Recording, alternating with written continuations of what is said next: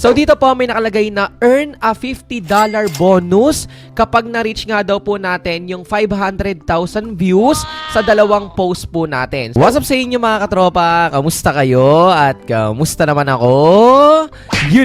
So ngayon for today's video is finally nga po is ang good news natin. Number 1 is nakabalik na po ako dito sa YouTube channel natin after almost 90 days or 3 months. So maraming salamat sa patuloy na nakasuporta at lagi nag-aabang ng mga videos natin. And syempre lagi ko rin sinasabi sa inyo maraming salamat. Kundi dahil sa inyo is wala rin naman ako. And syempre meron rin tayong good news dahil nga may bagong update na nilabas si Meta or si Facebook para po sa atin. Kaya kung mahilig ka mag My Day or mag Stories ay merong extra bonus para po sa inyo. So malaki rin po ito. At syempre before tayo mag-start, pasok intro!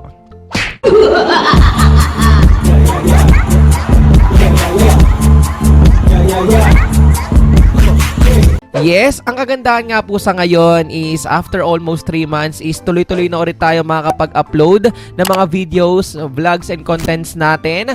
At meron lang tayong inaral. So, kung kayo pala is mahilig sa mga gold, so you can check yung Facebook account natin.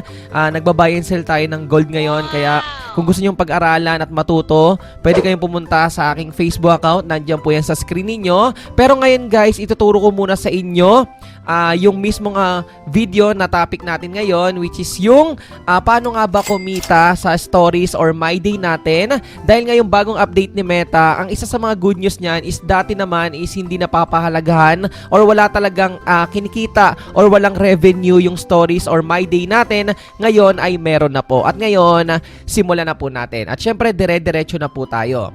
Number 1 na kailangan natin tandaan is isa lang po yung stories or My Day natin sa mga tools na binigay ni Meta na kapag nagkaroon tayo niyan or na-invite tayo na magkaroon ng monetization sa ganyang tool, ang kagandahan sa kanya is pwede nating i-take advantage na maraming beses tayo mag-upload at syempre yung pagkakaroon ng genuine and high quality na stories natin is malaki po yung pwedeng kitain nun. At syempre, ituturo ko yan sa inyo. Ang first step na kailangan nating tandaan is pumunta tayo dito sa tinatawag nating professional dashboard o yung makikita nyo sa profile ninyo, yung dashboard. So, click po natin yan.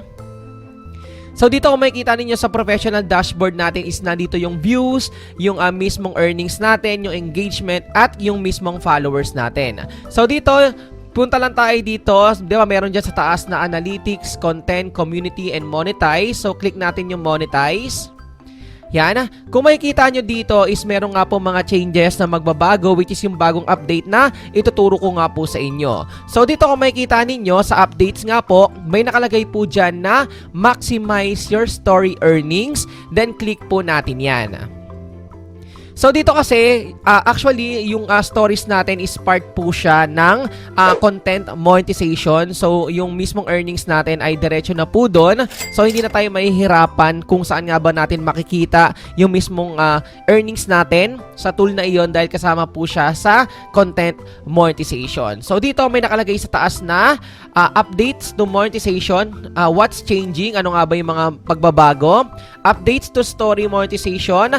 Reshared content on stories will no longer be eligible for earning. So yung mga alam niyo nang na-share niyo na dati at nire-reshare niyo lang, 'di ba? For sabihin na natin gusto niyo tumaas yung views noon, yung ma-earn po noon na another views is hindi na po siya maka-count or hindi na siya pwedeng kumita ulit dahil nga yung mga reshared content natin or stories natin ay hindi na po siya eligible for another earnings. Okay? So hindi pa patong yung earnings noon. So kumita na siya dati, hanggang doon lang po 'yon kasi reshared na po siya. So, hindi na siya papatong yung earnings. Okay? So, dito meron tayong tatlo na pwedeng gawin. Pag-usapan natin yan. Number 1, post directly to stories. Tandaan nyo directly daw tayong magpo-post sa stories natin. Stories that reshare an existing post, whether it's your content or yung content nga daw ng iba or yung others, are not eligible to earn. Okay? So dito kapag magpo-post po tayo, dapat directly na po tayo. So minsan kasi 'di ba kinakategorize pa natin yung mga contents natin, yung iba gusto nila pictures lang, mga videos lang. So mas maganda na kapag mag-upload kayo, idiretso na po yung upload yung kung picture siya. So minsan kasi yung iba nakikita ko hinahati-hati pa para mas marami. So isa yun sa mga strategy na pwede nyong gawin na nakikita ko rin na ginagawa ng ibang content creators. Okay? So yung iba daw kapag ni-reshare mo na siya, yung mismong nag-exist na post, so kung galing man siya sa iyo, pinost mo na siya dati or galing siya sa iba, sad to say, hindi na po siya makakount, hindi rin po yun eligible para makapag-earn. Okay? So, pangalawa naman, connect with your audience. So, actually, ito nga yung isa sa pinakamahalaga na kailangan nating tandaan as content creator, yung tinatawag na relatability. Sabihin, dapat na nakaka-relate rin yung mismong audience natin sa atin. Gano'n rin tayo sa mga audience po natin. Kasi, doon tayo nakakapag-build ng tinatawag nating community. So, mamaya pag-uusapan natin yan sa napili kong niche sa ngayon. Okay? So, may nakalagay po dito na engage your followers with fresh, authentic content that builds a loyal community around your brand and your voice. So, yung iba, di ba, kung magaling kang magluto, magaling kang kumanta, engineer ka, di ba? Lahat po yan is may tinatawag na niche o yung mismong focus ng content mo na pwede kang makapag-share ng something na expertise mo. So, kung magaling kang magluto, di ba? Pwede kang gumawa ng video, mga recipes, and pwede mong ma-share yung knowledge mo sa ibang tao. Okay? Dito naman sa pangatlo, grow your impact, help grow your reach and influence by consistently sharing genuine high-quality stories. So, nabanggit ko na po kanina, mas maganda kasi na hindi masyado OA, di ba, yung pagkakagawa, yung stories natin, maganda na genuine lang siya at natural lang, and syempre, high-quality yung share natin sa community natin, okay? So, ano nga ba yung isa sa pinakamagandang update sa ngayon? Kung makikita ninyo, pakita ko lang sa inyo may nakalagay po dito sa mga extra bonus natin. Hindi naman na to totally bago para sa iba. Pero dito kasi napansin ko na mas madali na siyang ma-reach compared sa dating update ni Facebook or ni Meta. Dahil nga dito is mas binababa yung views na pwede nating, sabi nating ma-reach. Okay? Bago natin ma-earn yung mismong bonus na yon. Okay? So dito number 1 is yung $1 bonus. Usually sa mga cross-post yan. Pero mag-focus tayo dito sa mas malaking amount. Okay?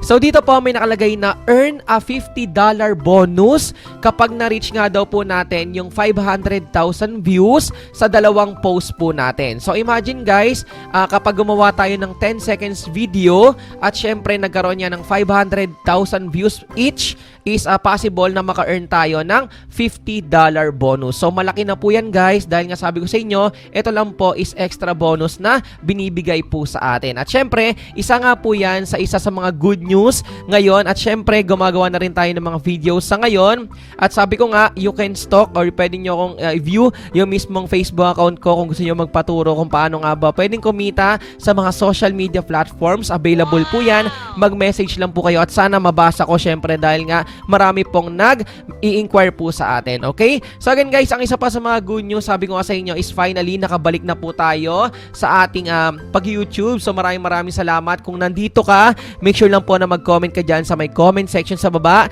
Dahil nga kung ikaw ang maswerte na mabless natin ngayon is namimigay tayo guys ng GCash. So alam nyo po yan. Mag-comment ka lang po dyan sa may comment section sa baba. Okay? So again guys, finally I'm back. Maraming salamat sa panonood. Hanggang dito lang po muna and peace.